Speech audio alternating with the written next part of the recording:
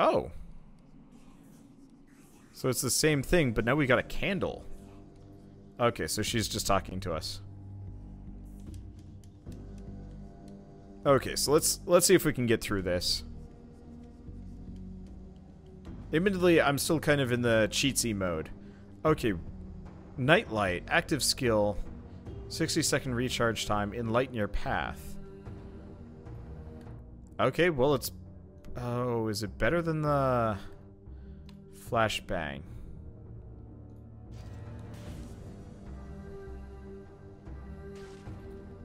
I don't know.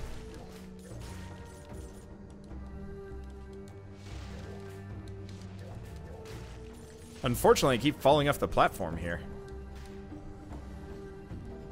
Oh, I see. So, the nightlight summons a lamp. An inexhaustible lamp. That's cool. Yeah, the freezing effect is going to be incredible here. Okay, we got this. But yeah, ultimately, if I ever beat Gungeon, it'll probably be with cheats on. I just don't have the patience for bullet hells that much anymore. I'm fine with stuff like Steriden and whatnot, because it's kind of the point. I don't know, it was kind of manageable in Steriden. Enter the Gungeon felt too punishing for my tastes. It was a good game, don't get me wrong. It just was too much effort to be good at. I will satisfy myself by watching Sleep Cycles play that game. Same thing with Nuclear Throne. If there was online multiplayer, I think I'd be more committed to it. Unfortunately, online multiplayer is not a thing. There's just local, and even if there was, that ammo limitation system could be rather rough to work with. Okay. Oh. Well, I guess I didn't need that after all. Anyway, I gotta boost up my attack once more. Oops. Not 4 bite, it's 7. There we go. And what about Isaac? I mean, I've beaten Isaac a good many times. If you're not aware that I play Isaac, I've played Isaac on my channel, please go check my playlist. I've got hundreds of episodes of Binding of Isaac specifically. It's not that useful. Join the dark side. Oh, electric whip, of course. But yeah, I've played tons of Isaac. I think it's because Isaac has more interesting combinations, which is like fun to work with. Not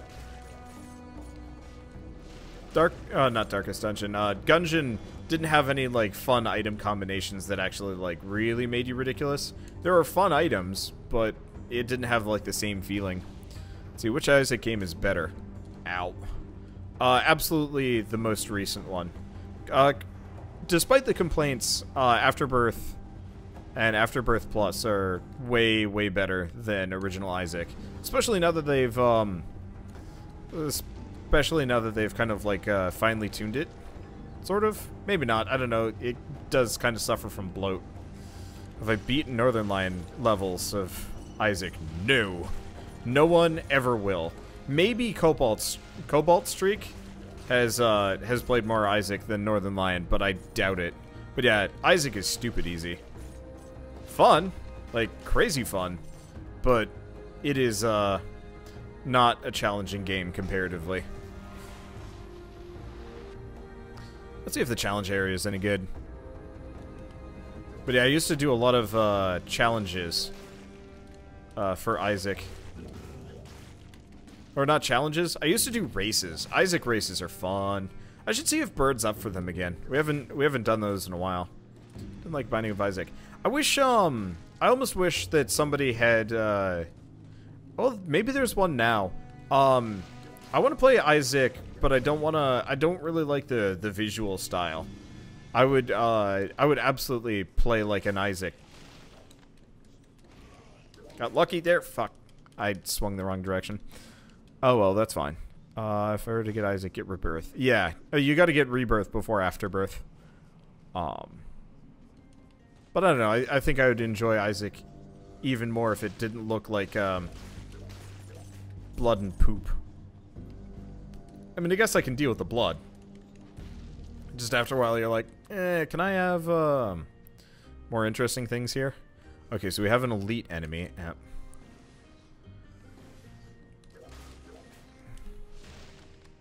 What is this?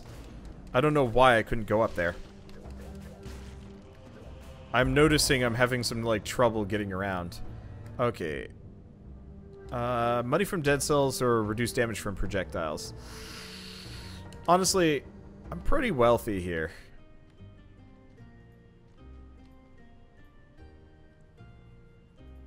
I don't know. What else do we got? Grenade? No. Reveal secret passages. Kind of nice, but meh. What? I assume we're not playing your game then? We can. After this run. Okay. I'm a bit discombobulated. I was trying to talk about this earlier today in a different video. I'm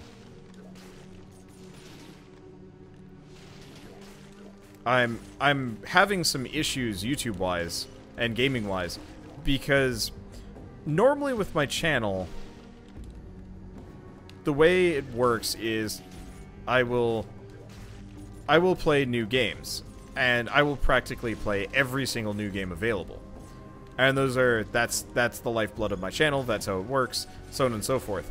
There has been an absolute drought lately of new games along the way. And I have not actually had a whole lot to play.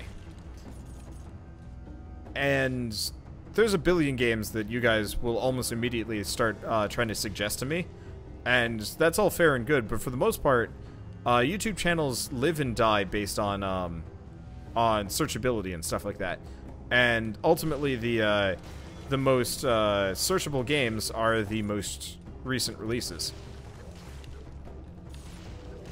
And so if there aren't any like recent releases worth anything,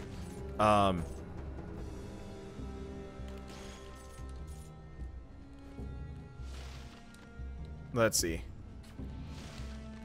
If there aren't any like new releases worth anything, ultimately things get like really slow and sluggish. Like even though like my views are doing well, my growth is down because mostly it's just you guys watching my stuff as opposed to new people finding me.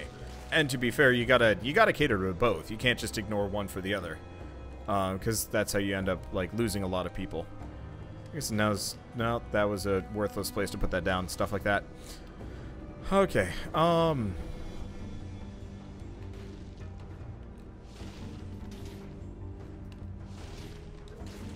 always take damage from that. Whatever. Doesn't matter that much. Oh, new thing. Crusher. Right. And nothing useful. Okay, there we go. But yeah, there's a bunch of like cool new games that are coming out in the next month or so, but until then, I'm stuck with trying to grasp at straws. It's part of the reason why I've played this game so much, apart from the fact that people seem to enjoy watching it so much. Ah, crap. I gotta go back up. I guess it's not so bad. But, you know, it's part of the reason why, you know, I'll play certain games for extra long, apart from like extra fun things, or like, you know, enjoying a game. Sometimes I'll extend a series much longer because I just literally don't have anything to replace it with. I used to be a roguelike channel, and this is quite possibly going to be one of the best roguelikes this year. And if we're like really unlucky, might actually be the only roguelike to come out this year. I don't know if there... Well, no, there's more. There's like Tumbleseed. Tumbleseed was like a really neat idea that got utterly squandered by its difficulty curve and weird design. I liked the idea of it, though. There we go. Missed that. Is there even anything over there? Nope, doesn't really matter. Yeah, Vagante. Yeah, I owe a substantial amount of my initial growth to Vagante. And absolutely you know, based a lot of my channel design and whatnot kind of on what Northern Lion does. You know, indie games, strategy games, multiplayer stuff, and roguelikes. And I will not ever hide the fact that he was kind of the base model for how I was going to run my channel. Obviously, there's some serious divergence at this point, but still, that's the core Wanderbot strategy was based around what he is and did and whatnot. But yeah, I played a shit ton of Vagante, Cavern Kings, and Catacomb Kids because they're all great indie roguelikes, and there's been kind of a dearth of them lately. Oh, I already got the crypt key. Awesome.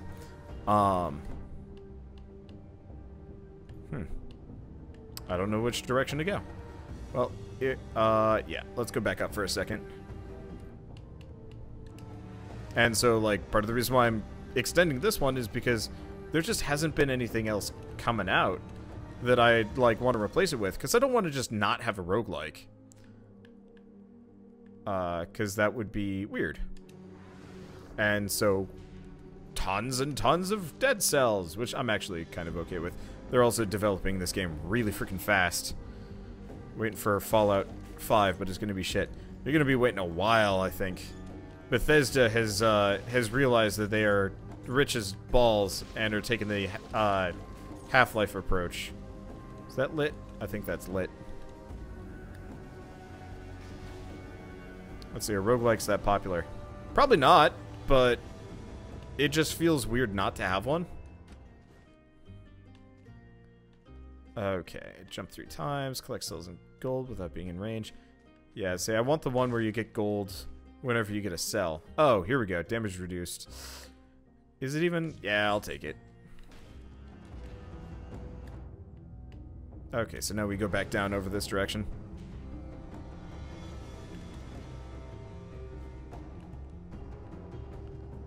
Okay, so these suckers again.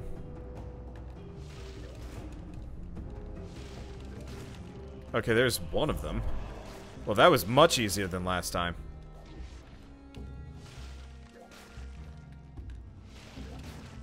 That was so much easier.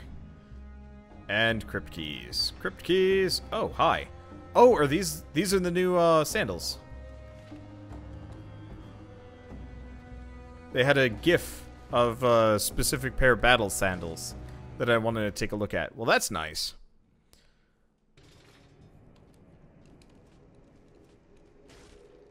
Okay. Well, we got some stuff to unlock. Hayabusa boots. Last hit inflicts area effect damage and kicks enemies backwards. That sounds fun. However, we're gonna go Crusher. I just want to see if the Crusher does anything, and then we'll put the rest into the Hayabusa. Okay. Violently crushes enemies in the area of effect, 280 damage. Need to be close by for this to work. Oh, I should have got that, maybe. Maybe not. Well, let's get it instead of Nightlight. Let's see, roguelite versus roguelike. Honestly, either work for me. I don't really have a preference between roguelike and roguelites. As long as they kind of follow similar. So, I will admit, I originally used to think procedural generation was awesome. I've kind of pulled back on that opinion a lot.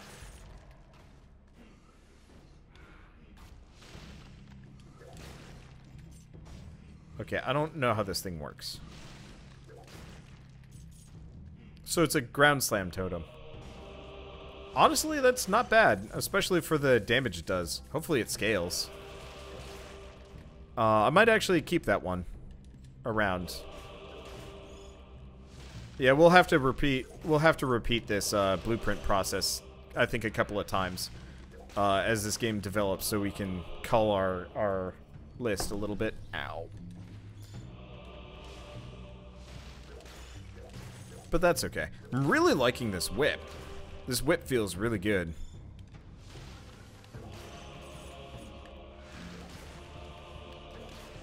Let's see. We'll be playing anything else tonight. Yes! Shell and I will be playing a game called We Were Here after this. We're on kind of a escape room puzzle game kick lately. Mainly because Keith is like crazy addicted to them. And I don't mind facilitating his addictions, but this one's only 2 players, opposed to the last couple, which were up to 4. I wish the Crusher would actually, like, fling them up. Oh, dude, that would be so much cooler. It kind of does. Maybe I just haven't, like, seen it in action against enough melee enemies. But it'd be cool if you could, like, pop them up and bop down and stuff like that. Okay, but yeah, procedural generation done well is amazing. Unfortunately, there are so few games that do procedural generation properly. I hope, I don't know how many of you guys saw No Man's Sky. Probably a lot of people at this point. That game's kind of infamous at this point. But so, No Man's Sky was pure procedural generation. Like, very, very little, direct, like, involvement was there. Ow, ow. Really don't want to be caught between those guys, though. I think they've nerfed the damage pretty hard. Okay. There we go. Let me see. Like the generation in No Man's Sky. I like the idea of it, but the actual execution resulted in a bunch of, like, boring, repetitive content. No Man's Sky had, like, a really good idea, but they didn't... It was too half-baked. They needed to spend more time on it to make it actually worth something. But the problem is, ultimately, full procedural generation, like in No Man's Sky, generally, unless you have deep enough or expansive enough content to begin with, doing that sort of thing just makes your game really boring. So, like, I like No Man's Sky because it's beautiful, and it was kind of fun to just, like, relax and talk about shit and, you know, dream. But ultimately, it was also disappointing because every planet was kind of largely the same. And it took too much grind to actually, it took too much grind to get to the good stuff. I prefer procedural generation where you're stitching together pre-existing assets to make a much more interesting experience. Binding of Isaac is a good example. Binding of Isaac, Tower of Guns, games where ultimately you could actually cobble one very kind of long and janky game together with it, but by pacing it out and making it repetitive, you get probably more bang for your buck, and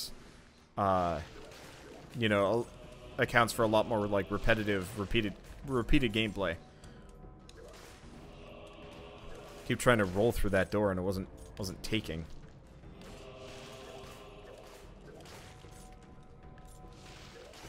Yeah, we need some more strength here. I gotta be buffer. Look how everything in No Man's Sky looked like a dick. Yeah, that was kind of a serious drawback to it. But yeah, the building, the updates for No Man's Sky honestly were really fun.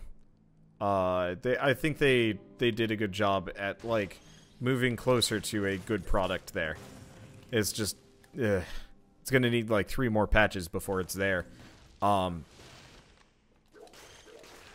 But that kind of procedural generation is really dangerous for roguelikes. Because there's too many roguelikes that's just like, well, we'll just procedurally generate everything. And then you just end up with like a really, you just end up with a really uncompelling game that there's nothing to it. What's a good example of a game where procedural generation didn't help at all?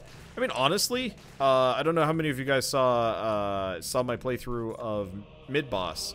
Mid-Boss was neat, but it needed more procedural generation or none. As it stood, it just had kind of boring procedurally generated loot and boring procedurally generated levels with a really interesting monster collection system. And it sucked because I really wanted to like that game, and then you're like, oh, wait a second, this is just the same thing stretched out to last, you know, 5 hours instead of, you know, only taking the requisite 2. It's part of the reason why I like Dead Cells, because there is procedural generation here, but for the most part it's just slightly different set pieces on very defined levels and stuff like that. Makes it a lot easier to know, you know, hey, this is exactly the experience I'm getting, and it makes it a lot easier to, like, get used to and get into. To be fair, I wish there were maybe some more interesting set pieces, like events or like, you know, cool shit to make it a little bit less drab after so many runs, because at this point, this level, the graveyard specifically, feels so samey, I kind of hate it. It's just the same, like, 4 enemies. And the same general, like, crap shacks and stuff like that. I guess there was a new troll room that I had never seen before. Okay, honestly, let's get rid of the crusher. It's not useful here.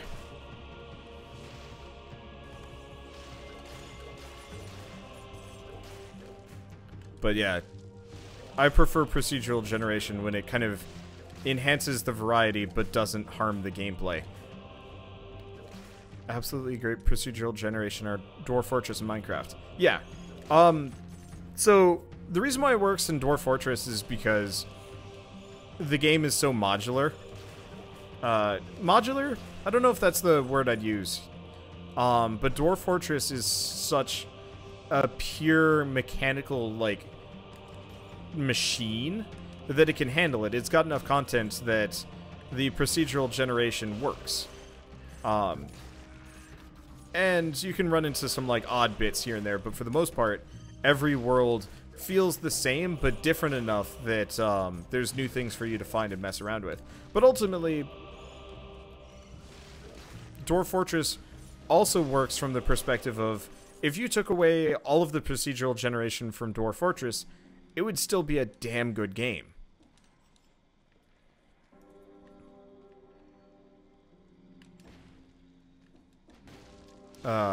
Like, Dwarf Fortress, if you started on the exact same map every single time, it would be good.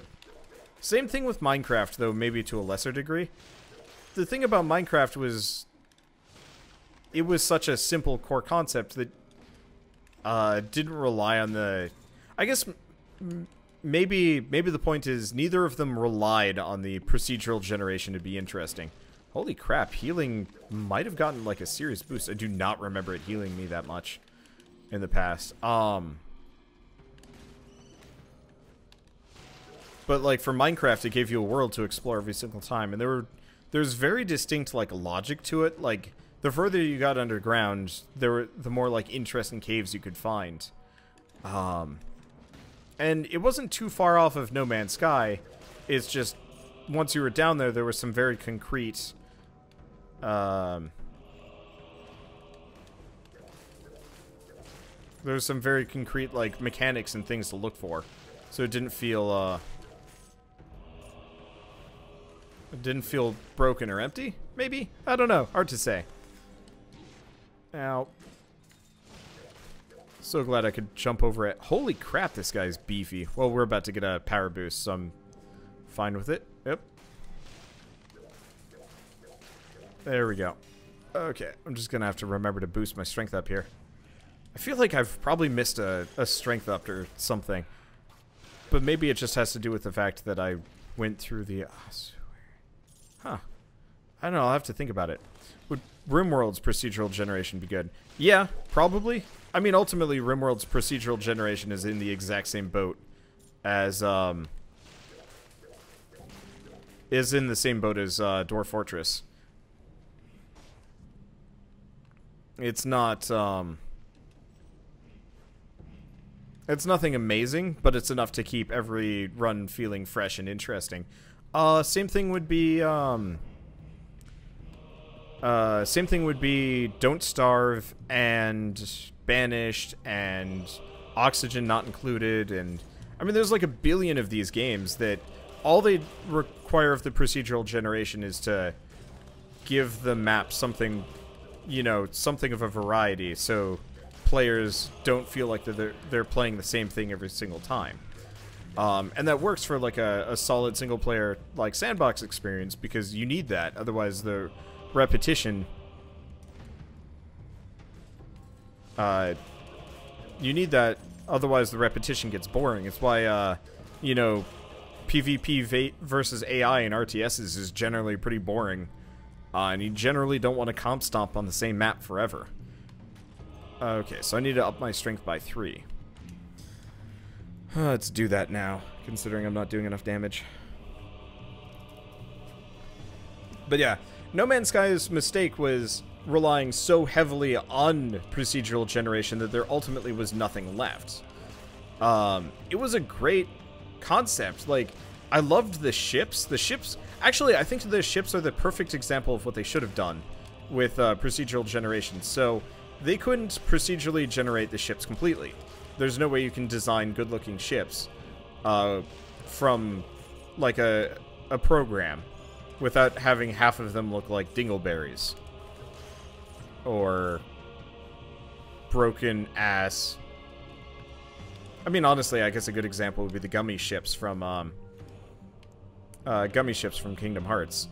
Most of those looked like ass because you didn't need to care, and because the optimum strategy was not actually to have like a nice looking thing. How am I increasing my strength without a scroll? So technically, I have already increased my strength with the scrolls, but I've got them locked in via... I'm running Cheat Engine on the side to force my skill level to be 1 and put all of my points into strength, which has completely destroyed the game. Like, this is completely thrown off all sense of balance here.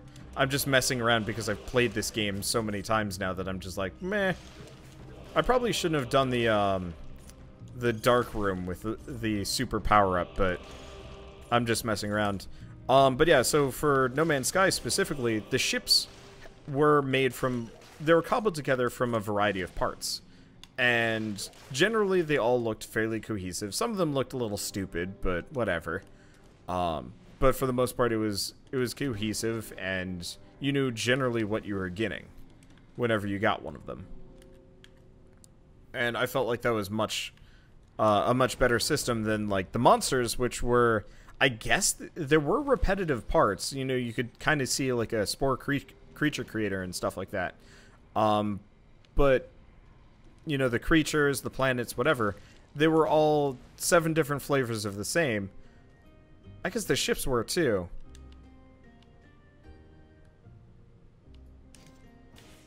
I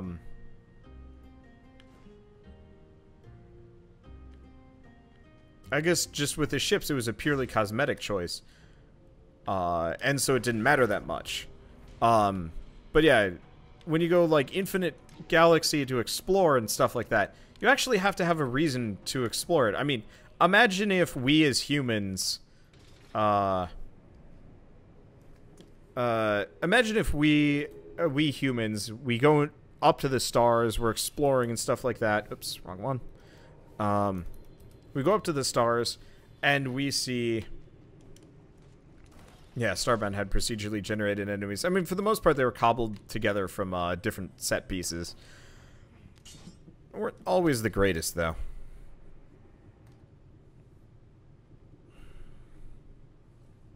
No, I actually... Here, let's pull out the Hayabusa boots for a second.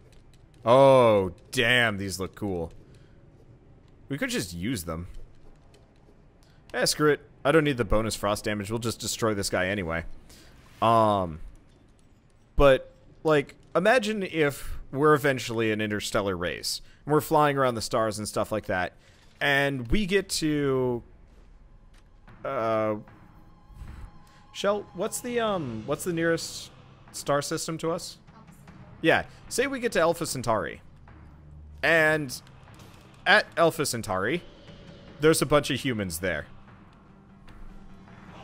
Like, maybe they've got, like, blue skin, but that's it.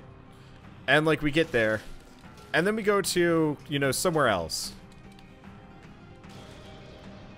And what do you know? I mean, effectively, it's the Star Trek thing, sort of, except for everybody's, like, the exact same. There's even people with, like, Russian accents and stuff like that. And you, like, sit there and you're like, wait a second, like, like, honestly, that would be the best proof of, like, some kind of higher being just there to mess with us, I guess. Yeah, parallel evolution. I mean, there's a bunch of things. But, like, imagine if we got there and it was just boring. It was the same thing here. You know, like, partially depleted resources, political strife, you know, almost the same culture and history. Like, they even have the Mongols, who, like, almost conquered all of Europe, like, you know, hundreds of years ago and stuff like that. This is my example of a shitty universe that I don't want to be in. And that is No Man's Sky. So it would be people from, Russia with Russian accents or something like simple like that, but it's effectively like they drink vodka, and it's just vodka. It's just the same, but slightly different. Yeah, it's why No Man's Sky is boring, because No Man's Sky didn't bother to, yeah, they didn't bother to make things actually varied enough to be interesting, and that's why No Man's Sky failed. And, I mean, they're getting better. I also really like these boots. These boots are amazing. Air physicists that believe in parallel universes. Oh, I'm sure. It's just like, it's one of those that if we got to a parallel dimension and it was boring, we probably wouldn't bother going back. It's why we don't generally go to the moon, because the moon, well, it's cool, it's also boring and expensive to get up there. And until we have, like, a specific reason to do so, we probably generally won't be going back that often.